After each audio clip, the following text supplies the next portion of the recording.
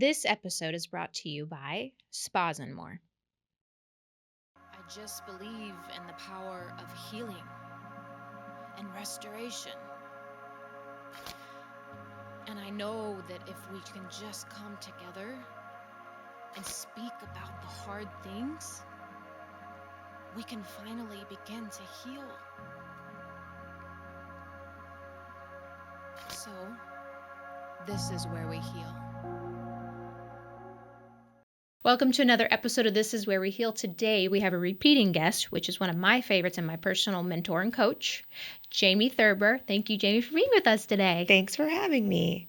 But anyway, so I actually have a list of questions that we're going to do this like question and answer style. Okay. And we can like talk and discuss things. But what I want my viewers to get out of this is obviously, as you know, I'm in an in-between season, which, has been stalled many times. Sure. Which is one of the things we always have worked through. Mm-hmm. But I think a lot of the people are women, mostly women, but that listen can relate to the fact that there's that in-between season when you realize that you can do more, but you haven't quite had the courage to fully step into who you can be yet.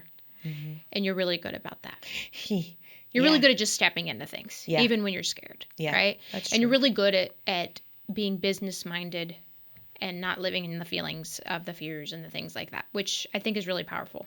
Thank you. For women especially. Yeah.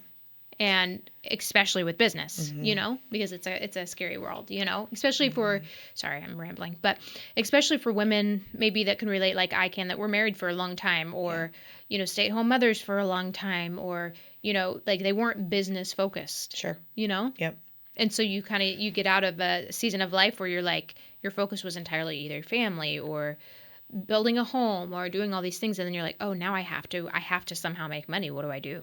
And do those other things at the same time. Yeah. It's hard. No one talks about that part and I hate it. Yeah. But just yesterday, I was talking to Tony, my fiance, about how I was handling a conversation. And he's like, I don't know how you do this. And he's got 20 years on me, guys, like 19 years of life. And so he was an adult before I was born almost, And so like, as far as the reason I say that is it's always impressive to me when he says things like that, because he's also lived a very full, abundant life in lots of other parts of the country and these things. And so like for him to point that stuff out, it's really, it feels good, but it also makes me think about, okay, how do I do that? Like, how do I find those moments of not where I want to be like, what the, God, you're being petty person. But instead I'm like, I'll say that when we get off the phone. So yeah, there's pieces of those puzzles I'm happy to share because there's definitely reasons behind it and how I've gotten there. Well, it's a testament that you're probably on the right path, that you're doing what you should be doing. Sure. Right. Yeah. Because no, it's not easy, but there are a lot of things that you can do with ease because it really is in alignment with who you are. Sure. Right? And your nature. Mm-hmm. Like you're actually using the right gifts and skills that you have in the right places. Mm-hmm. You know what I mean? Yeah, I agree. So first question I have is, these are all across the board. We're going to talk about leadership, entrepreneurship. We're going to talk about healing, inner healing work. We're going to talk boundaries, conference mindset, embodiment. We're going to do all the things. Okay. And go as far as we can with it, based on the time. But so the first question I have is, you're one of the first people who really helped me see myself differently as a businesswoman. And I'm still working on that. I'm still struggling a little bit with that. But what do you remember about where I was back then and what's changed since? Oh, a lot, actually, honestly. So before, I think what happens when your brand exploded, you didn't do it on purpose initially. Mm-hmm. So because of that, I think what happens, and then we add in that you were just getting out of a marriage where you were focused on your house and your husband and your child for 10 years. There's a shift that needed to happen, but that was a lot going on at the same time, right? But instead of looking at that as a business, you looked at it as just this thing that happened. Yeah. And so there was a lot of conversation around how do we look at this as, it is a great thing that happened and it's a blessing, but how do we look at it as becoming something that can not only support you, but also allows you to support more people. Like the more that you let it support you, the more people you can support. Mm-hmm. So that mindset shift we're still talk about it. And I think we always will. A lot of people have that. It's not uncommon when you're a service-based provider that's helping people better themselves. It's very difficult sometimes to turn it charge into business money for that. Yeah. It's like, I almost cringe at the word, especially with what I do. Sure. You know? It's a struggle for me to go, oh, this can be a business or this is a business, because that was never the goal, which we've had to talk about a lot. And too. I even almost I almost intentionally don't use that language with you, because it's not doesn't matter what we call it. It's the way you support people with your gifts that you have, right?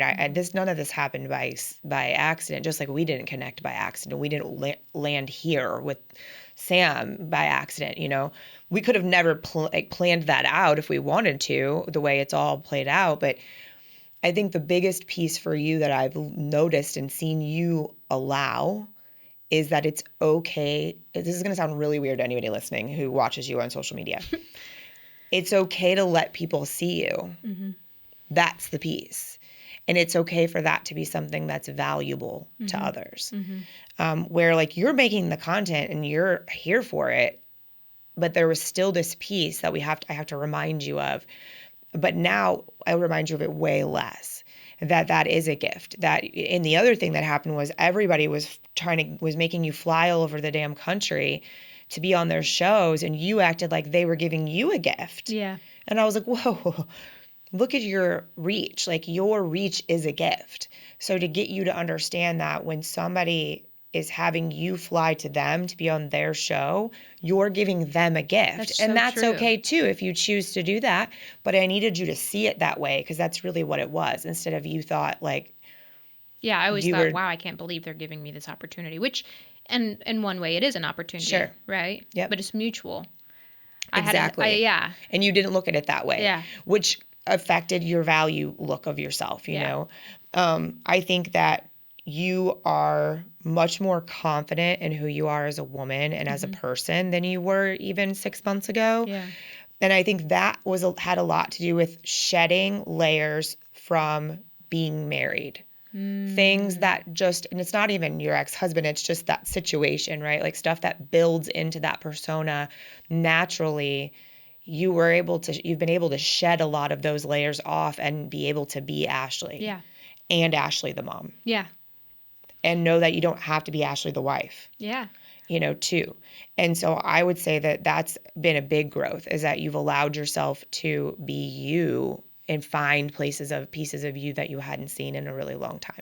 That's so true. Yeah. You have a lot more joy and like carefree fun about you these days. And it's beautiful because it is contagious. People gravitate towards it, which is a gift all by itself. And it's been earned. Yeah. Not given. Not 100%.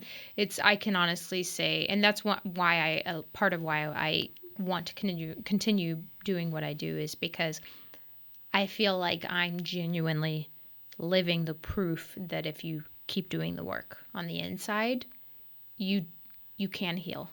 You can change. You're showing the difference. And people who've been following you for a really long time, like they see, and you're still very open about your hard days, right? Because that's also human moments. Yeah, that's a part of the healing too. 100%. It always will be. And not feeling like you have to hide it, Right.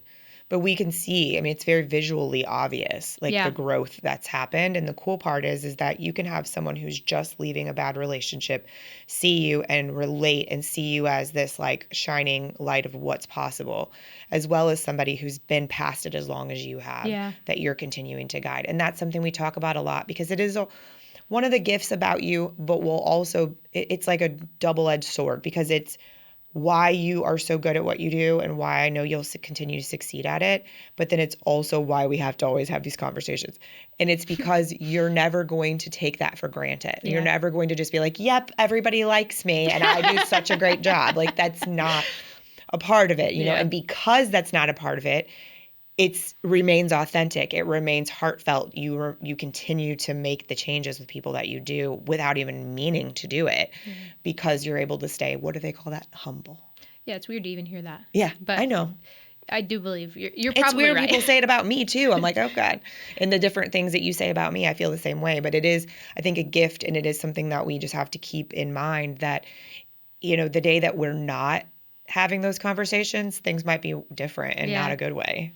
And that's something I hope to either show or leave behind. A message that I hope to leave behind is that we talk about gifts in this culture a lot, like people being gifted, people, you know what I mean? Yeah. Like people having skills and all these things. But what we miss a lot, and what I have always found really, really the most important thing to me has always been like the spiritual, emotional, and mental gifts. That's always been like my main focus, and that's not our culture at all, right? And I just think that you can have skills in those ways too. Yeah, it's not how good are you on like a measurable scale. Yeah, and it's beneficial in a lot of ways, Absolutely. which is a totally different subject. But okay, how did you originally get, and I've never asked you this, which is so weird. How did you get into coaching and mentorship? And was there a defining moment when you realized, wow, this is my purpose? Yeah. So when I left the corporate world, or my like 9 to 5, 7 to 7 p.m. job, I did it. I started to try to find a job in my industry, and every place I went wanted me to be their secretary. Well, I had ops management, like operations management for taking a company from $1 million to $3 million. And they wanted me to answer the phone at the front desk. Wow. Yeah, it's super fun. Good job, automotive industry.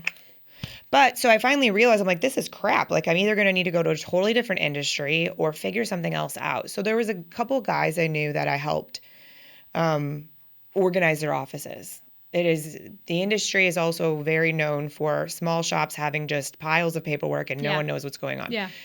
So I went in and did that with a few people. And it was during that time that I also started doing some online, what I called project management, which was really working with business owners that had multiple moving pieces of their company.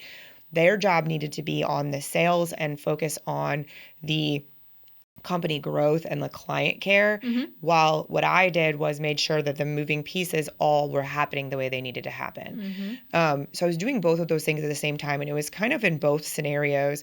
I realized I was having conversations with the business owners more frequently about themselves. Oh. Yeah, with the one shop, it was about the way he spoke to clients and the way that he promised or didn't promise, because he was always feeling taken advantage of. So we were having conversations about that. And then at the same time, I was having conversations with this woman that I was working with about how much more time she had with her husband since she hired me, and how because she trusted me and could give me some of the things off of her plate, her anxiety had gone down. And it was those moments that I was like, yes, I am very good at managing the pieces. I'm also really good at helping people through these moments. And so it really started to shift. Now, as you know, as being a client, like, I do still do a lot of business management stuff for clients, more than you would in like a coaching scenario. Yeah, you do. It just is part of it. It's different for every person. And I have to catch myself so I don't just like run your whole company for free, because I would do that. I've done it before. It's happened. There's even been many times where I know that like the urge in you is just there to just be like, get out of the way. Okay, I got this. But you're like, she's got to learn. Right. But I have to teach you. Or but you need to learn. Yeah. Yeah. And so it was those moments. So it was around that time that I remember that I started transitioning my messaging online. So it was back then, all the marketing happened on Facebook, and then this thing called Periscope. I don't know if you remember Periscope. That sounds familiar. But you could go live on Periscope. It was a whole deal. But it was actually very cool. It was only live streaming. You couldn't upload like pre-recorded videos or anything. It was before you could live stream on Facebook. It was a whole deal. Basically, Facebook created live streaming because Periscope was so popular. I've watched that happen in my over a decade of doing this. Like, someone else will come up with a thing, and then Facebook makes it on theirs, which is great for them. Good job. But anyway, when that was happening, all my business was built on storytelling. So I would tell stories about my own experiences or my experiences with clients, but I wouldn't mention my clients' details. So what I was really doing was showing perspectives of how people could change their lives. And what I started to offer was that I could have those conversations with you about your life. And people wanted to do that. And so since then, what's happened in a cool way is, like, as you know, I don't very often sell my coaching anymore. And even when I was, it was the people that were coming out of nowhere into my inbox who I'd never seen their name before, who were like, I've been following you, I've been waiting for the right time, and I got this sign or this happened and I need to work with you now. Like, I don't really know why, but I know that you can help me create what I want. And that's the common denominator in my clients is typically that's all kinds of different industries. I do still have guys in the automotive industry because it is a unique industry. So I do suit them very well where there's not a whole lot of other people who can. Yeah. But my rest of my clients, their common denominators, they know that there's more to life than what they've had and they want it to feel different. Yeah. That's and really then that's what we do. Yeah, that's the gist of it. Yep. Yeah, is for me too, learning that we can be more than one thing, right? And that's okay. We're so many things. Yeah. That's one of my favorite things to say. You know that I'm like, it's called the human experience. There's a lot. We are complex creatures. Yeah, facts. And the more that we just accept that that's not a problem, the better off we'll all feel. Yeah, no joke, no joke. You've built your business around integrity and alignment, not hustle. What does that actually look like? Because it was about hustle at one point. Because you do still hustle sometimes. I do. I was around hustle, a lot at the very beginning because it's all I knew. And that's what a lot of people know. And that's what a lot of people think you have to do.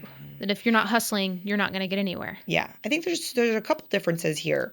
And I actually just thought of Sam whenever you were saying this because we were talking about what do we do fun on the weekend? And he's like, I worked on this project all weekend. And I'm like, I get that because I do that too.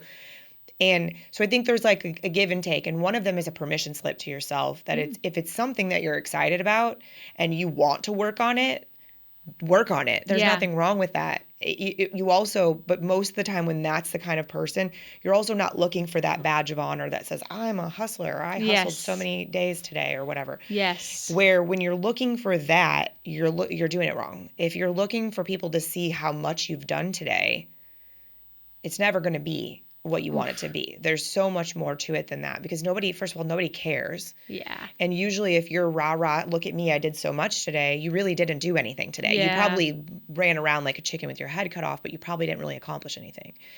So there's a key to that where the more you can become self-aware, meaning you're checking in with yourself regularly, you're asking yourself, wait a minute, how did I spend my day yesterday? You know, those days that go by and you're like, what happened? Yes.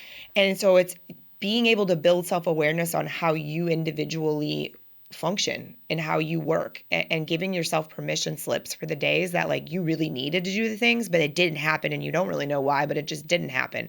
So tomorrow's another day. Yeah.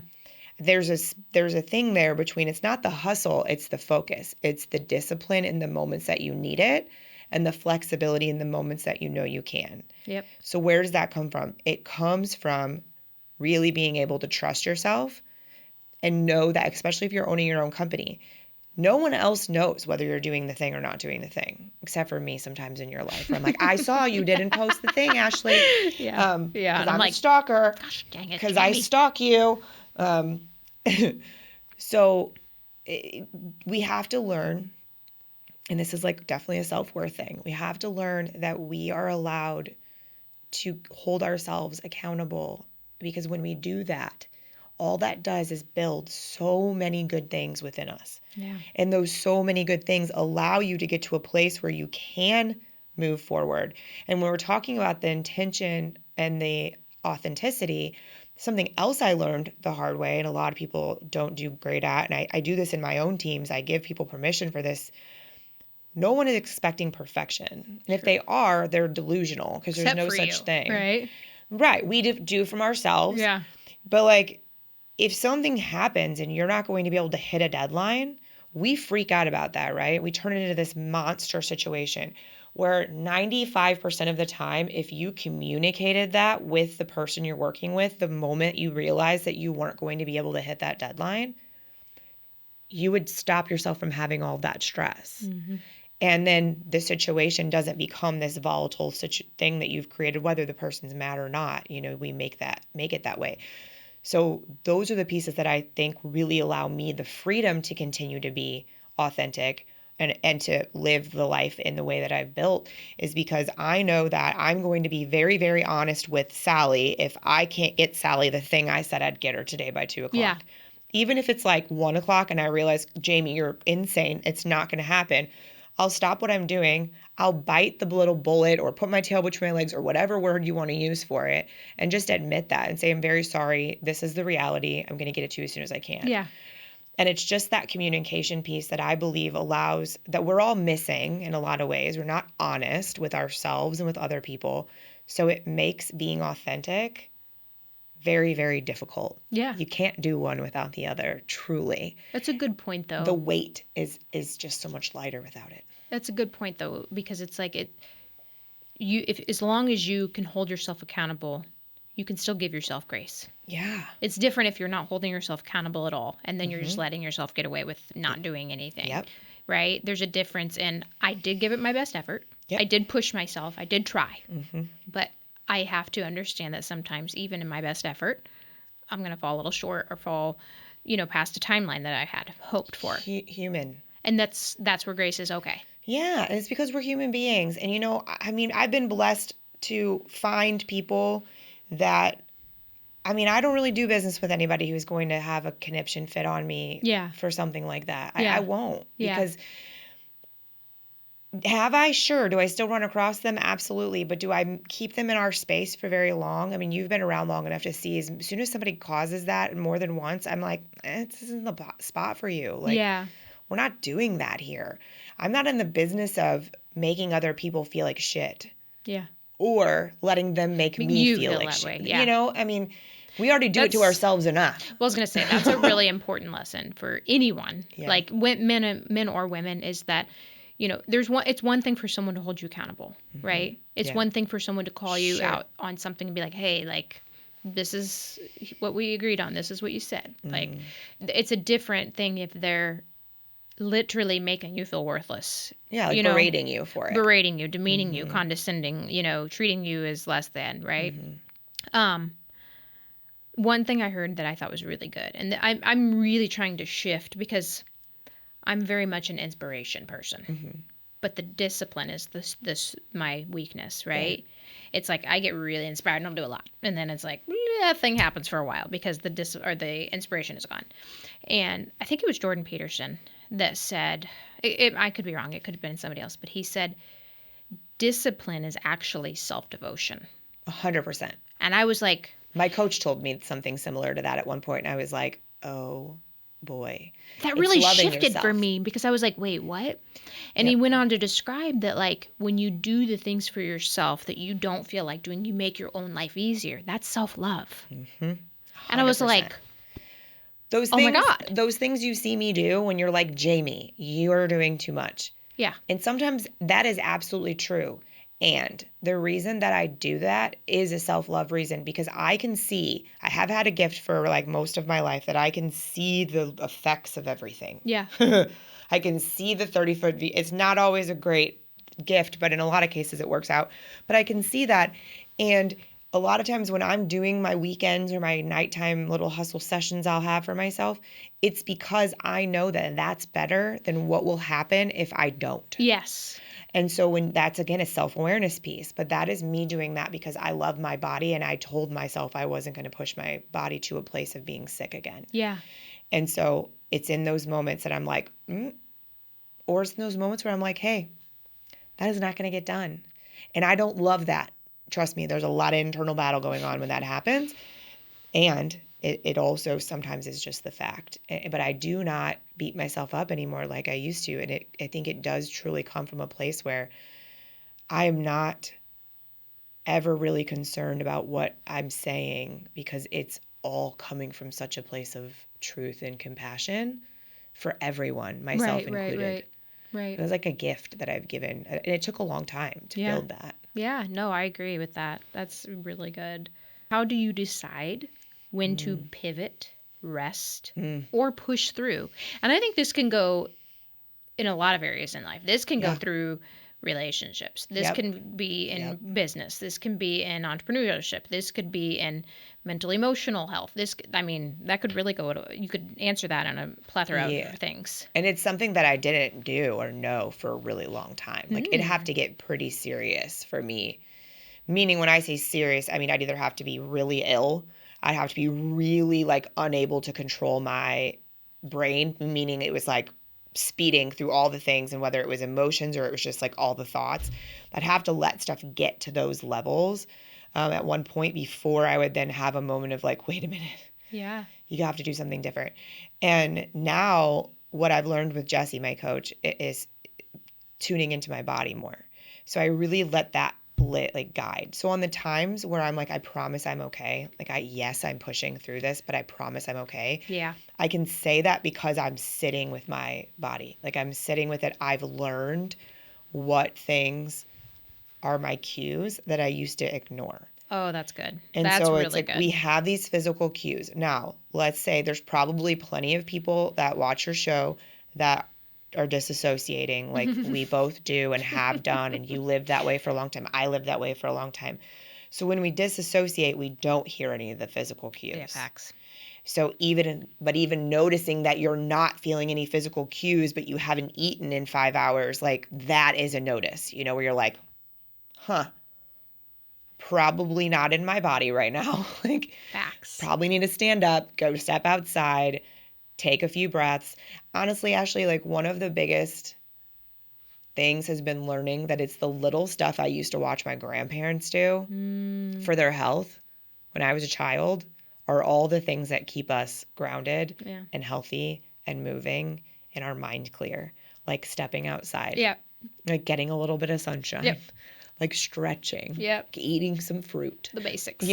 Very basic things that we've turned into these big old ordeals.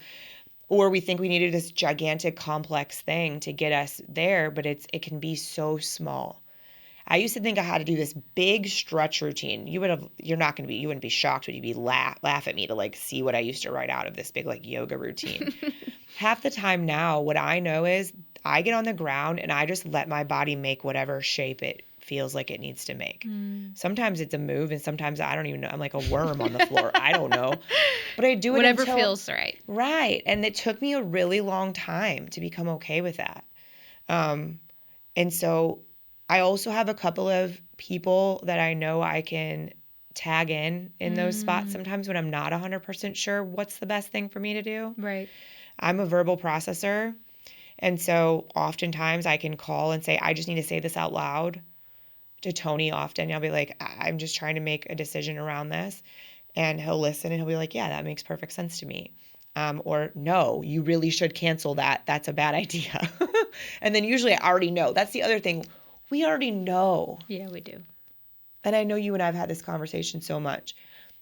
It's one of the things that I love, and it's mentioned many, many, many times in the Bible in many places. And I've never been one to be able to quote the Bible like scripture very well. But there's a theme that the answers that you need are already inside of you always. Be still and know. It's true. It's there. Yeah. You can, or if it makes you feel better to think that it's coming from somewhere else, then okay, but you do have it. It's placed in you when you were created, that you know what you need. We just ignore it. Literally. Mm-hmm. That's so true. It's a noisy world. It's easy to ignore. Well, you know what I think too? We're always looking at other people for the answers. True. 100%. And then we get lost because we're looking at someone else for the answers when they don't have the answers for me. Think about... They might have great examples of things. Truth. A great path to kind of follow along, but every journey is so different. One of the most growth things I've witnessed in you was the time that you took. I don't remember exactly why it was, but you got really quiet and I asked you if you were okay. And you were like, actually, I'm really okay. I'm sitting with my emotions instead of calling someone to talk about what I'm feeling and worried about. And at first I'm like, are you? And then the more you talked, I was like, oh my God, she really is. And you said it. I know that I can make this much bigger than it needs to be. But instead, I just want to deal with it myself and move forward. And I was like, oh, yay, this is huge. And you did. And you have been doing that since. And it's beautiful. Changing me. Mm-hmm. Because I used to run to everyone else for an answer. Mm-hmm. And the problem is that everyone has a different answer. Well, yeah, because they're not you. Yeah, they have a different answer. So then you end up more conflicted and more confused. And you're still not sitting with your stuff. And you're never going to move on from it. Basically, what we're doing at that point is we're just running on a hamster wheel with the problem. Yeah. And then never going to get to the other side. And that's how we get like those manic-y kind of feelings where we feel like we can't make sense of our thoughts. It's like, well, you just did that to yourself. You just went on the merry-go-round with 8 different people. Yeah. you know? Facts. So, that was a big growth thing for you. That's been one of the bigger things in just honestly in my life is learning to be still enough and listen, to let God speak to me instead of trying to go to everyone else first. And, like you said, maybe another person isn't, it's God for me, right? And I've actually, especially lately in this last couple of months, I've heard and seen and felt God more than ever. It's because you've slowed down enough, Ashley, to let yourself. What we do is we get so scared of what we might hear. What we might hear from anyone. This is something that happens in relationships a lot. We want something so desperately from our partner, but we're so scared to tell them that because what if they're not willing to give it to us? That's terrifying and hurtful and scary. So instead, we just don't talk about it. We let it turn into something else. We call 75 of our friends and talk about it, and they just give us some crap story about their bad relationship too. And it just, we try to justify these feelings, but what we're doing is we're creating this place that doesn't ever allow us to actually feel what we need to hear, what we need to know, what we need to do. Like, we can't. And sit with. Yeah, it's just we put on muffler, what are they called, earmuffs or whatever. Well, it's a distraction. Actually, what I realized when I had that moment, and it's been, I don't remember, maybe 3 or 4 months ago. Yeah. I was spiraling about a situation in my life that you know about, and I realized, holy crap! Every time I start to spiral, I call someone, and that's actually a distraction from this feeling. 100%, because it's uncomfortable. Because it's really uncomfortable, and I was like, no, I'm not doing that.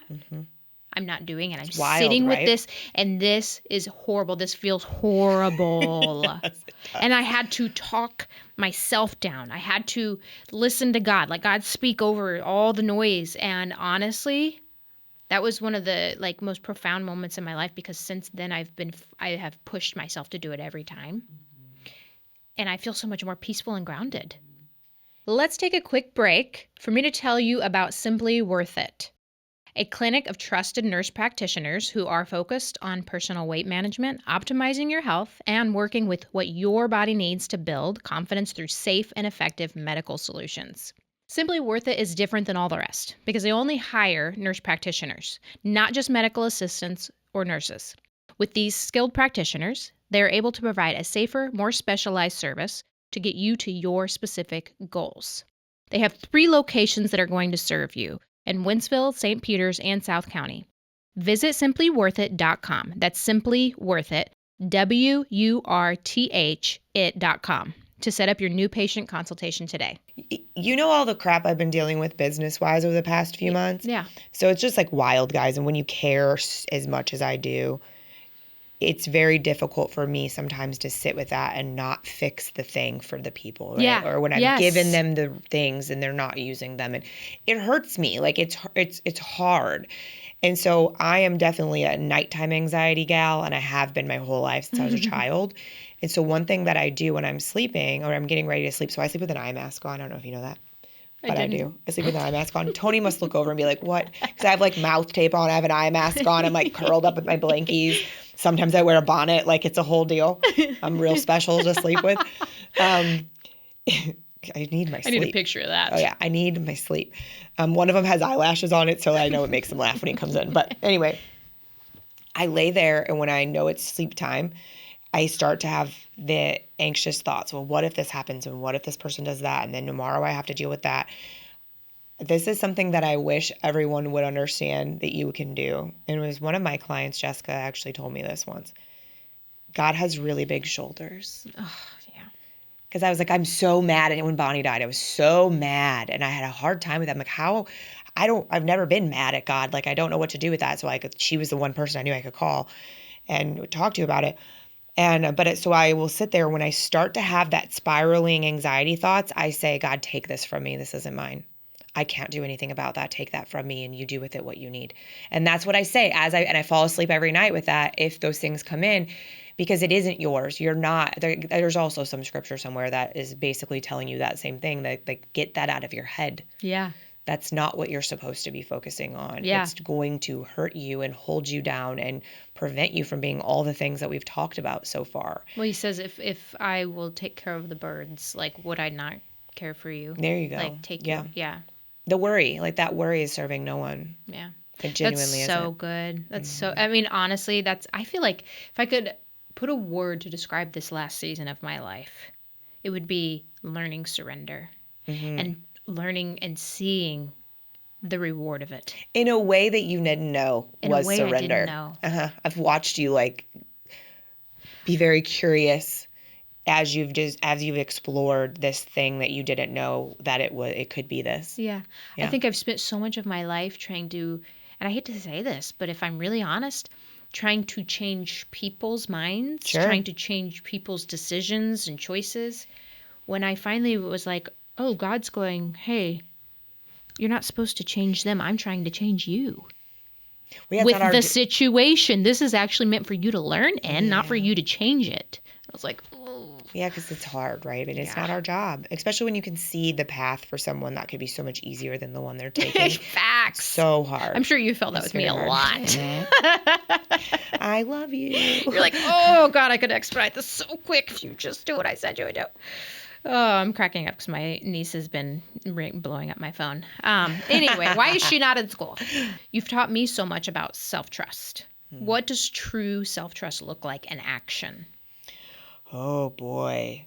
So I'd say some good examples are when you're in a really tough situation, how you react. Do you pause? Do you say, like, I've had moments in the past couple months where I have exhibited beautiful control over my emotions. And I've also had a couple where and I didn't see it coming because I haven't done that in years. Yeah, you're like, whoa, what? Yes, and then afterwards I'm like, oh my goodness, I can't believe that happened.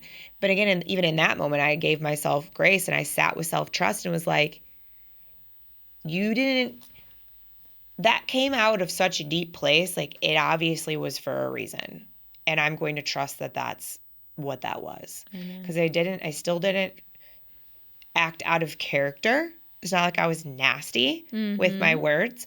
I think true self-trust is you have to know who you are. Yes. And what matters to you at your core. Yes. You know, I know we've had intense conversations about loving people in general, right? If you know deeply your intentions and you know deeply, if you've disciplined yourself enough to truly stand on, I will always do the right thing to the best of my ability. Yeah.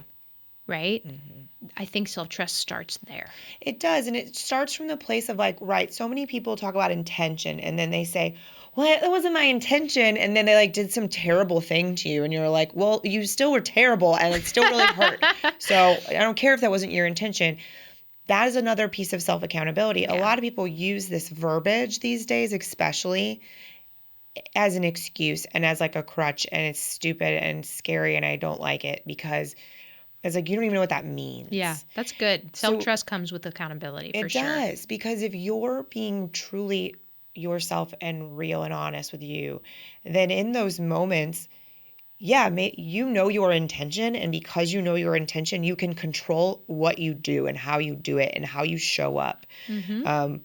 It's leaving a room and coming back in and saying, hey, I hope that, do we need to talk about that more? I hope you understand. Or being able to leave a room and know that you said everything exactly the way you needed to, and you have to let that lie. So self-trust is, how many times do we do this to ourselves where we stand up in a situation and we're so, this is me and I'm standing up for myself. And then we go back and we're like, but maybe they, you doubt did you yourself. need this? Oh, maybe I could change it.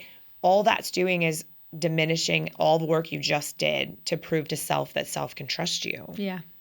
It's in the moments. I'll never forget the moment that Catherine was on your show and I was sitting over in the corner watching you guys, and she said, it will never worry. You'll not have a problem about other people when you know you got you. Yeah. And I was like, oh, Ashley needed to hear that so bad in that moment. But I watched her live that too and her learn that too.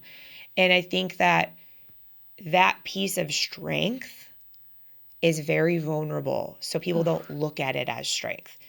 But man. Oh, I can honestly say I think the most foundational thing to that self-trust piece is allowing yourself to go through the hard things and not abandon yourself in it anymore. Dude, right. That was for me.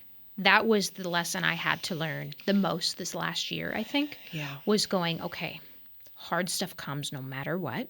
I can't avoid it. I can't run from it anymore. I have no choice but to face it. But the hard part for me was never facing it. It was not abandoning myself while I faced it. True. I watched you do it, and you're so different with it now. Yeah. And so I think for me, I trust myself so fully now because I've been through enough and now have started to truly choose myself and not abandon myself in the process of that, that I know I'll still be there. That whatever comes, whatever happens, I can still count on myself to keep trying, to keep believing that, I'm trying and I'm striving and I'm doing my best and that I'm good. I'm good in my, inner being to the best of my ability. And I think that's where so much of it's coming from me. And that's the piece that I want to see start bleeding over into the business side, because it's what it is. That's how you keep going. Yeah. I mean, it's in the moments where you know that you don't have a choice and you're going to do it anyway, even if you don't want to, because you love yourself enough that you deserve to see what's going to happen. I've been thinking about this a lot. You deserve to see what is going to happen if you give it your all.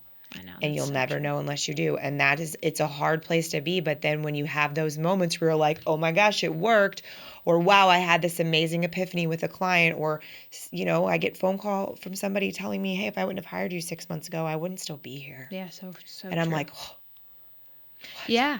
If I hadn't hired you, I would have never started the podcast. I don't know that I would have left my last one. Oh, yeah. Which wasn't aligned anymore. Sure, yeah. Yeah. And was taking full advantage, know? And so, and I still wouldn't be going. I don't know how many times it's been that I've been like, okay, I don't want to do it anymore. I'm done. I'm done. And I'm like, I'll see you at noon.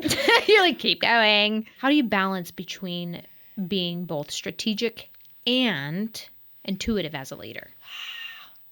I love that. I love it because it's one of my favorite things that I've been able to create for myself, honestly. Because I think that another thing we do a lot is think, oh, that was my intuition. And you're like, was it? Or did you? Facts. And it's just learning I think you have to be intuitive. You have to learn, like, truly in a constructive way. We can all be intuitive in a really destructive fashion for ourselves.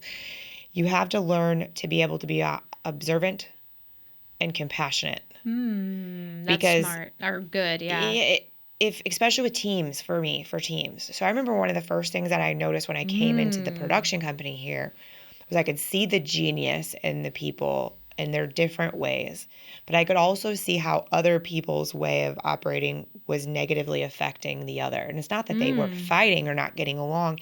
It was just I could see that their zones of genius and their ideal atmosphere to work productively was not happening. And it was because of the other ones.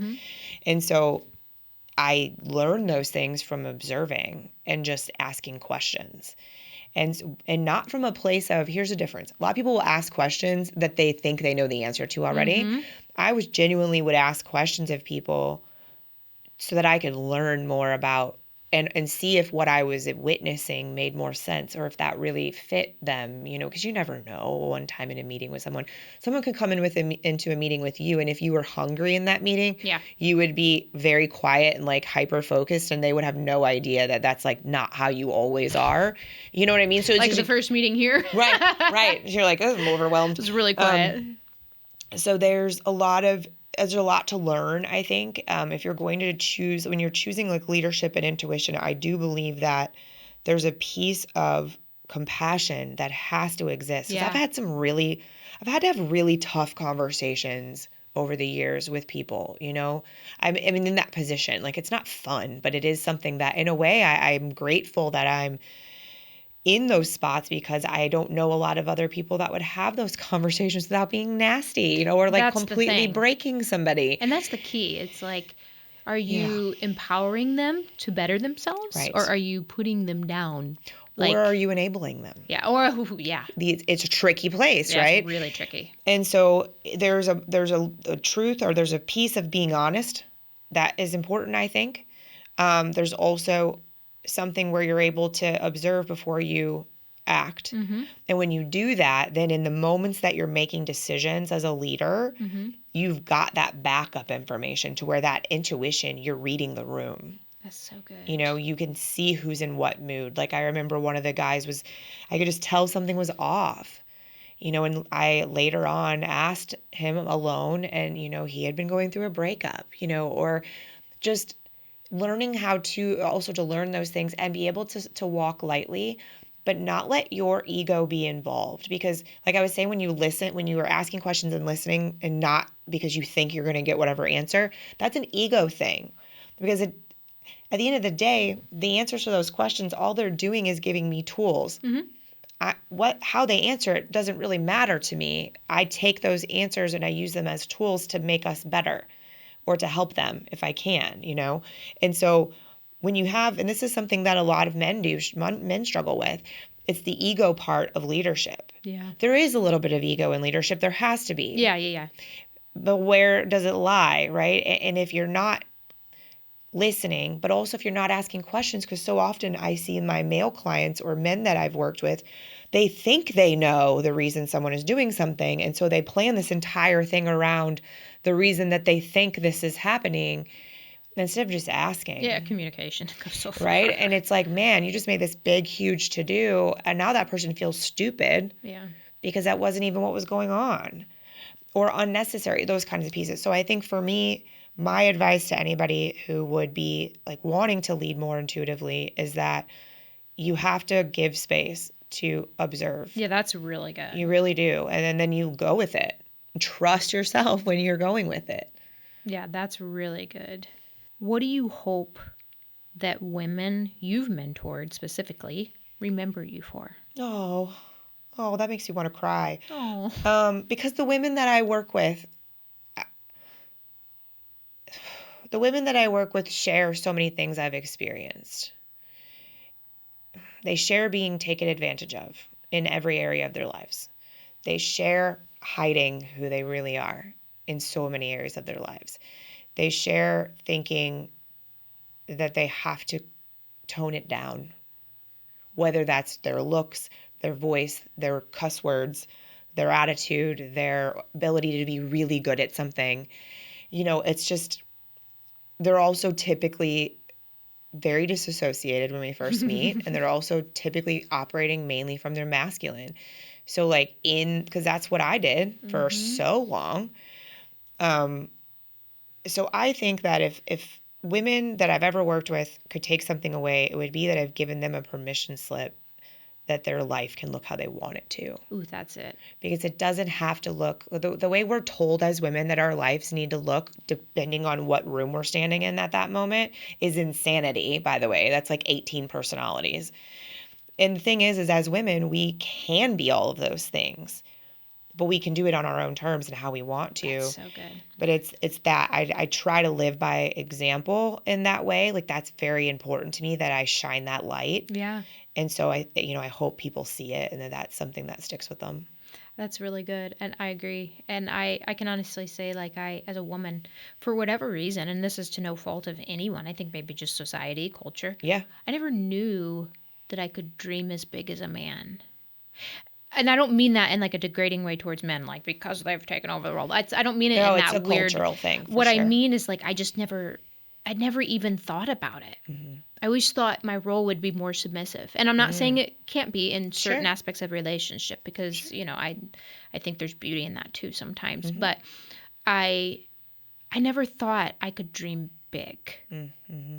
Like, I just always assumed I'd just kind of fit in where I was supposed to fit in, not actually plan a life, not actually plan a career, not actually plan a dream that I could accomplish. And I never knew that even if I could envision it, which I never knew to envision it, that I could get it. Yeah. Does that make sense? It makes perfect sense, and it makes my heart break because it's so true for so many people. If you've ever seen those videos where there's like a young girl and then they're talking to her and they talk about how, I remember when Kamala Harris was running as vice president, And I saw so many young women talk about how big of a deal it was because there were no women that looked like them Yeah. in a position of that much power. Yeah. And I just cried. Yeah. Because as a white woman, I didn't think about that, right? I did to an extent, but not as much as like even as a woman in general, it's hard sometimes to see other women in a position that you could, we talk about glass ceilings, or whatever. But then to think about, then you get even deeper into cultures and different, it's a thing, and it isn't anybody's fault per se. Like, I grew up with parents that always told me you can be whatever you want to be. My dad used to always say you can be whatever you want to be.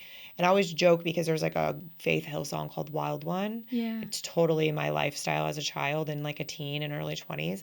But it's like your dad always said you could be whatever you wanted to be. And I did. I ran around and I did whatever I wanted.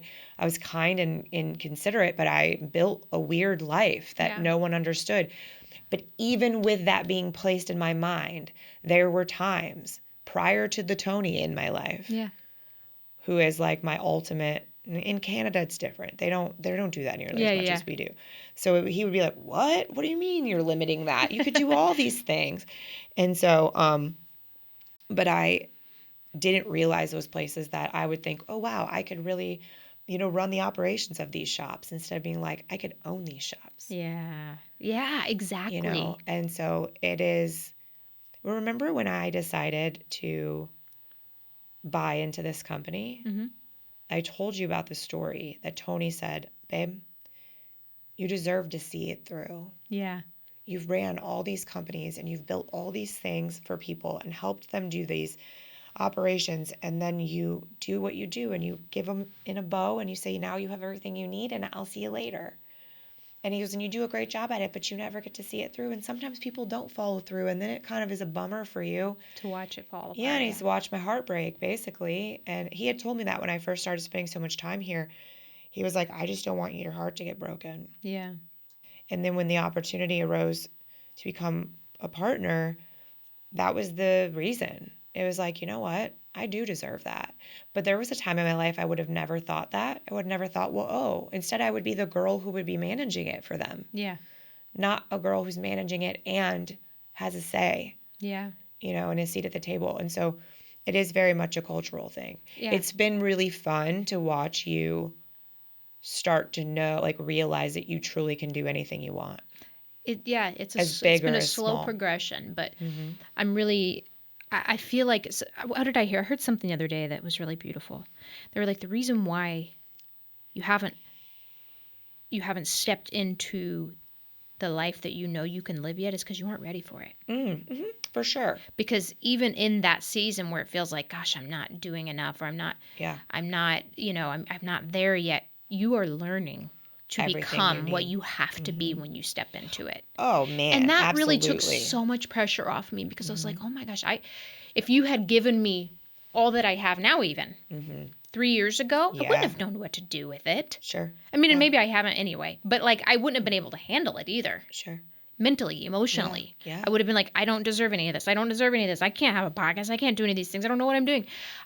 It's been this progressive, gradual thing that every step, even though sometimes it's a little bit slow, I'm still learning a little bit of something each time. Yeah.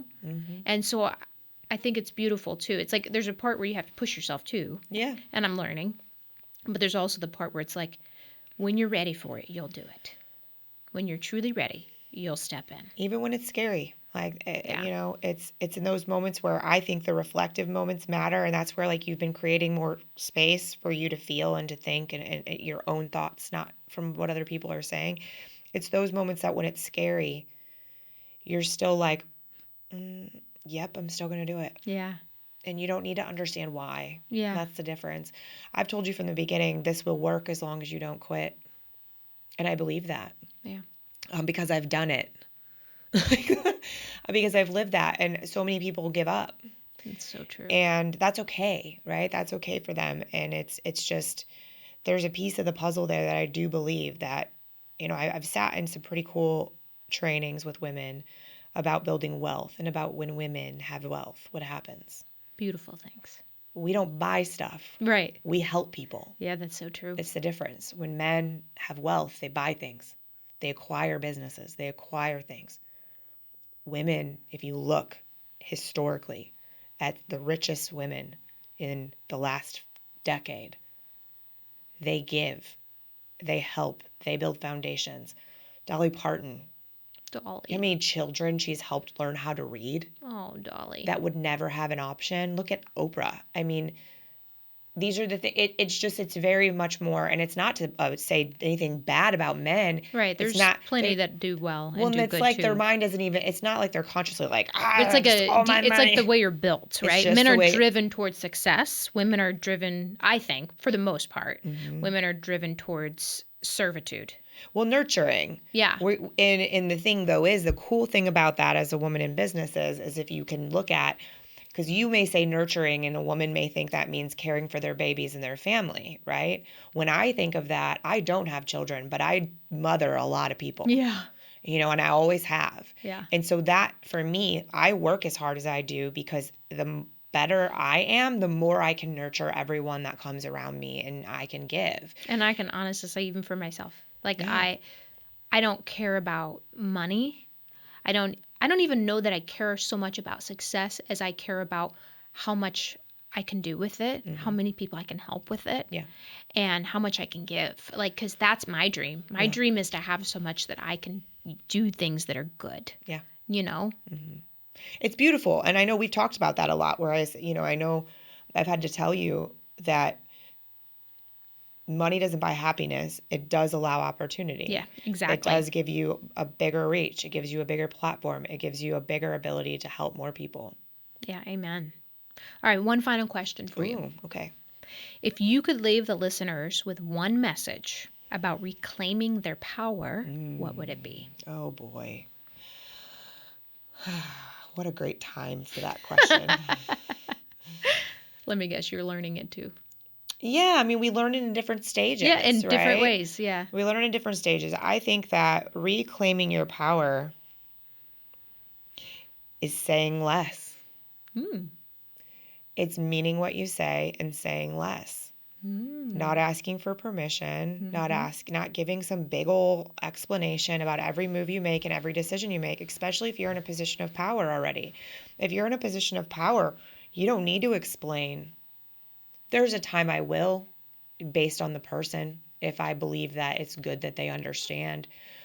But when it's a situation where somebody's taking your power or being condescending or being whatever, more words, it makes you weaker in those moments. It genuinely does. It just immediately takes the power away, as women especially. I think I've been reclaiming my power by remembering that there's no one more worthy. There's no one more valuable. There's no one more capable. There's no one more entitled.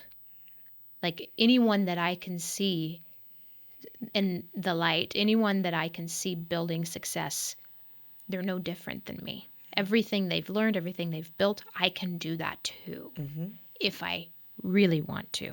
Yeah. And I have been thinking about that a lot.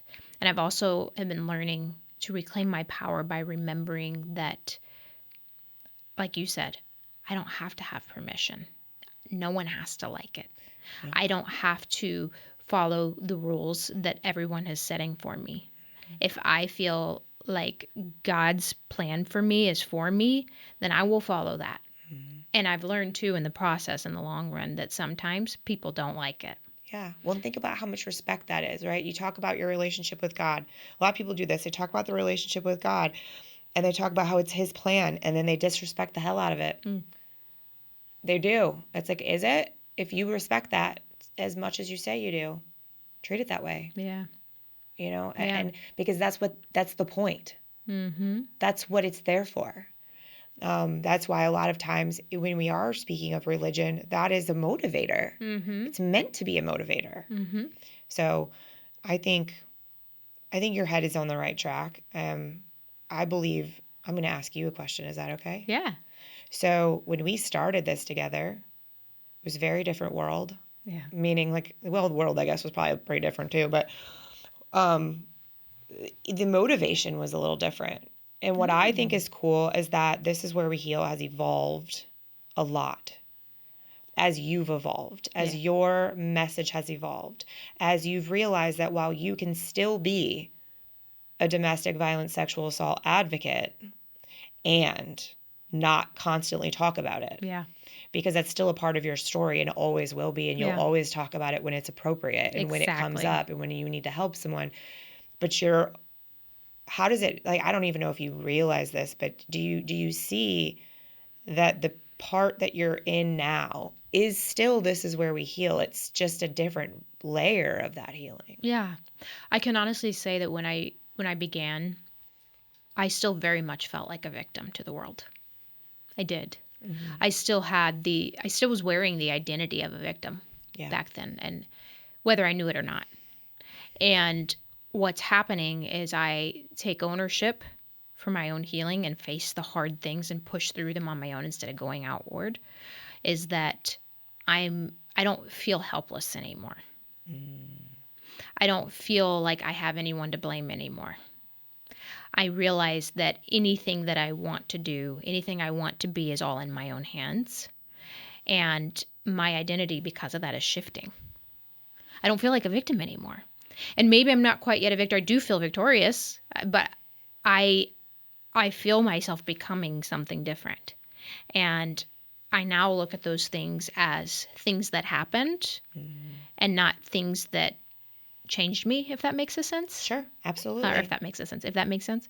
Like, I still want to be open about those things for the people that are still there. Yeah, it's important. But I really hope that through all of the things I've shared and the things I've done and the things I continue to do, that people see that you're not a victim to your circumstances.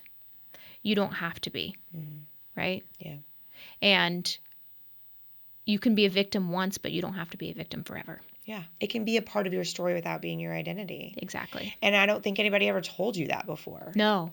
You know, it was the thing that you became known for, and that's fine. But it's also, I mean, I have that in my history too, in my story. I just told someone this the other day. I said, you have to remember my decisions being made about things that fall into that category are from someone who survived that. Yeah. Just because I don't talk about it to you every day doesn't mean that's still not active there. Yeah. But I think what you've created, Ashley, that you should be proud of is that you've shown people, you have been a beacon of the fact that you can move forward away from it. Yeah. It doesn't, and then you don't pretend like it didn't happen. Yeah. You just are that person with that as part of your story. And I think that's the piece that keeps so many people stuck for so long and brokenhearted for so long. And so it's cool to see. And I think, I would read your comments. I see what people are saying. Like, people, they see it too. And it's the ability for you to help people at all different areas. Yeah. Is cool. So it's like, this is where we heal. See? Yeah, literally. Literally. This is where I'm healing. Yeah. That's the beauty of it. Yeah, it is. Yeah. Well, that's a wrap for today. Yeah. But that was good. Thank you. Thank you for coming on today. Good deal. Oh, yeah. Ashley Hard Hands. Make sure, if you're watching, that you like, comment, and subscribe on YouTube and all the other platforms. If you see this on a reel or see any of the reels for the episodes, make sure you like and share those as well into your stories. It really helps giving me the support that you can, and it helps the podcast keep going and helping other people heal. So thank you and have a great day.